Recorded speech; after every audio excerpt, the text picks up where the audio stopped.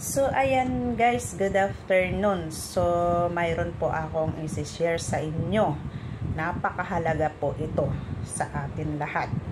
Lahat tayong gumagamit ng Facebook, Instagram, TikTok, bank account, lahat ng ginagamit mong apps. Baka nakakalimutan mo na ang mga password. So, paano nga ba ito malaman? So, panoorin mo ang video na ito.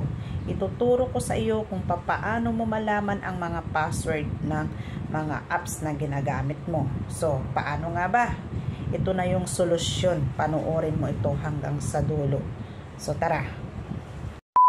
So, punta tayo ng settings. Hanapin natin si Google. Nasa baba. Ayan. Dito tayo sa autofill. Autofill with Google.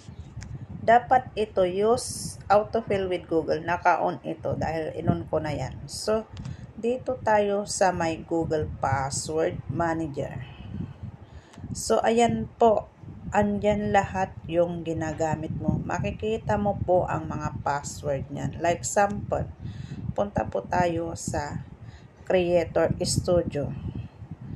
Makikita nyo po kung ano yung password mo dyan. I-press mo lang yung mata, makikita mo po. So, ganun lang po ka-easy kung paano hanapin yung mga password natin. So, thank you for watching. Much love and God bless. Follow for more tips.